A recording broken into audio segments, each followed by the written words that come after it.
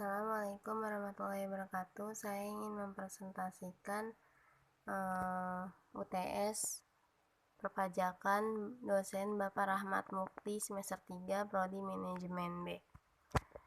Kita langsung masuk ke materinya. Di sini ada soal dan jawaban. Yaitu soalnya objek pajak penghasilan yaitu setiap tambahan kemampuan ekonomis yang diterima atau yang diperoleh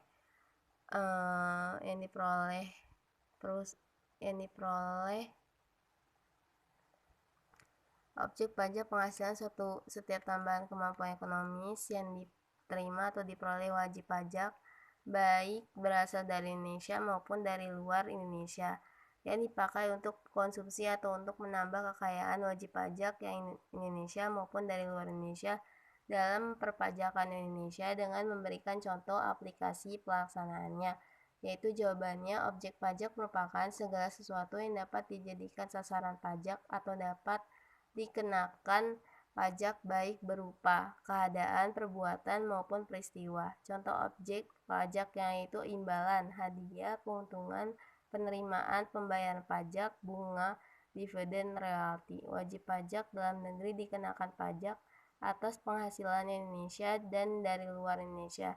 Sedangkan wajib pajak luar negeri dikenakan pajak atas penghasilan yang berasal dari sumber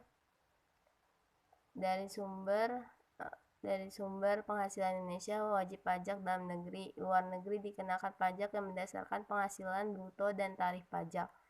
Sepadan bagi wajib pajak luar negeri menjalankan usaha atau melakukan kegiatan melalui bentuk usaha tetap Indonesia, pemenuhan kewajiban perpajakan disamaratakan atau di pemenuhan kewajiban wajib pajak dalam negeri sebagaimana diatur undang-undang, ketentuan umum, dan tata cara perpajakan. Jadi itu jawaban dari objek pajak. Next, soal selanjutnya.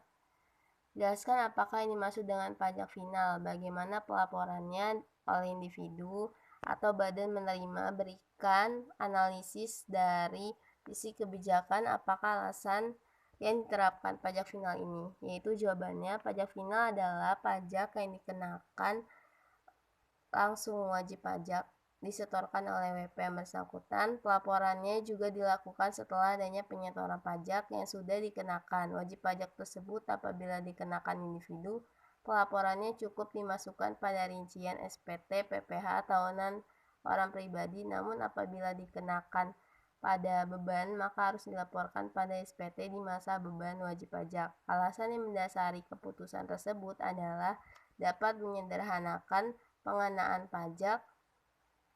Keputusan tersebut adalah dapat menyederhanakan pengenaan pajak, penghasilan dari usaha, dan pemudahan serta mengurangi beban administrasi pajak karena pungutan pajaknya bersifat langsung, maka penghasilan yang dikenakan PPh final tidak disetorkan lagi, hanya dimasukkan saja ke dalam rincian SPT tahunan orang pribadi dan dilaporkan. Itu jawabannya. Yaitu pajak final adalah pajak yang dikenakan langsung wajib pajak menerima suatu penghasilan. Next, materi selanjutnya ada Bapak Kusuma mulai bekerja di PT Mulia pada gajinya belum mulai berubah dari mulai bekerja sampai sekarang adalah komponen gaji yang diterimanya setiap bulan. Gaji pokoknya 20 juta, premi job sostek dibayar perusahaan Rp 500.000, iuran pensiun dibayar perusahaan Rp 600.000, iuran pensiun dibayar Bapak Kusuma Rp 400.000. Bapak Kusuma telah menikah, istrinya bekerja di tempat lain, jumlah anak 4 orang. Sebagai seorang manajer, Bapak Kusuma mendapatkan uang tunjangan pembelian mobil senilai Rp 7 juta dan tunjangan pembelian rumah sebesar Rp 6 juta setiap bulannya. Selain itu, Bapak Kusuma juga mendapatkan fasilitas 1 buah BlackBerry senilai 5 juta untuk menunjang komunikasi beserta biaya langganan yang dibayarkan oleh perusahaan untuk tagihan bulan Desember Rp 5 juta. Pada bulan Desember, Bapak Kusuma menerima bonus sebesar Rp 50 juta. Jawabannya, gaji pokok Rp 20 juta, iuran pensiun Rp 400, gaji bersih 21.600.000, gaji per bulan 12 dikali 21.600.000 sama dengan 25.9.200.000. PTKP untuk wajib pajak menikah dan mempunyai 4 anak, maksimal anak ditanggung 3. Dan karena istri bekerja, makan istri tidak dihitung karena pajak suami istri dipisahkan. Jadi PTKP-nya adalah 67.500.000. Penghasilan yang kena pajak Rp 25.9.200.000 dikurang 67.500 sama dengan Rp 191.700. PPh terutang yaitu 5% dikali Rp 50 juta sama dengan 2.515% dikali Rp 141.700 sama dengan Rp 21.255.000. Pajak setahun Rp 23.155.000. Pajak sebulannya Rp 23.755.000 dibagi 12 sama dengan Rp 1.979.583. Next, materi selanjutnya.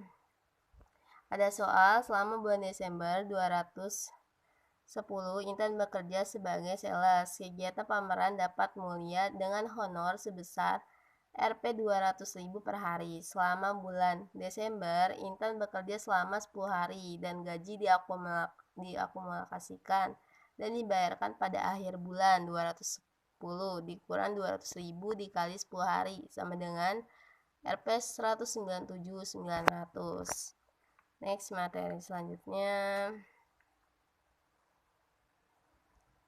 Tita diminta untuk membantu mengerjakan dekorasi untuk kegiatan pameran dengan upah borongan sebesar Rp 10 juta yang diselesaikan selama 4 hari bekerja.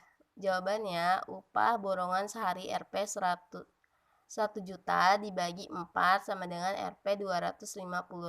Upah sehari di atas Rp 150, batas PKP Rp 150, upah borongan terutang pajak 4 dikali Rp 100.000 sama dengan Rp 400.000.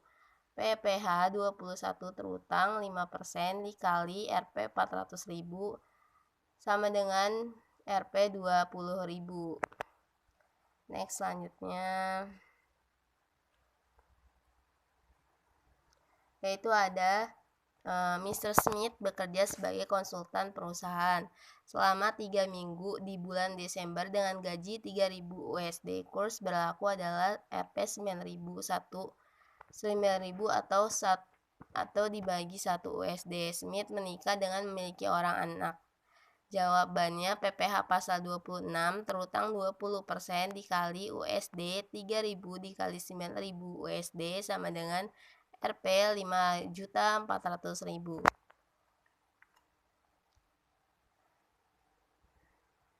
Next, yaitu ada Pak Hermawan diminta untuk berceramah di perusahaan tersebut. Akan diberikan honor sebagai pembicara sebesar Rp 15 juta. Hitunglah PPh 21 yang dipotong dari honor yang terima, yaitu 5% dikali Rp 15 juta sama dengan 750.000. Next. Ya, di sini ada narasi fungsi pajak bagi kita sebagai masyarakat.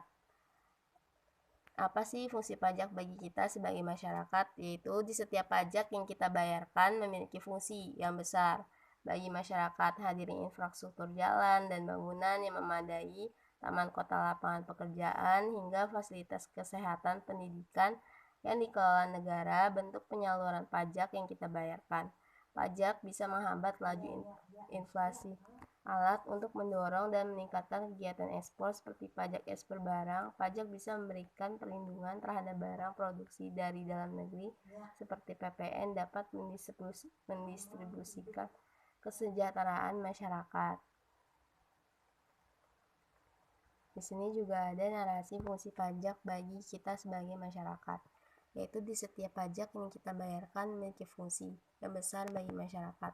Hadirnya infrastruktur jalan dan bangunan yang memadai, taman kota, lapangan pekerjaan, hingga fasilitas kesehatan, pendidikan yang dikelola negara. Bentuk penyaluran pajak yang kita bayarkan, pajak bisa menghambat laju inflasi alat untuk mendorong dan meningkatkan kegiatan ekspor seperti pajak ekspor barang. Pajak bisa memberikan perlindungan terhadap barang produksi dari dalam negeri seperti PPN dapat mendistribusikan kesejahteraan masyarakat. Itu saja materi yang saya sampaikan, kurang lebihnya mohon dimaafkan. Wassalamualaikum warahmatullahi wabarakatuh.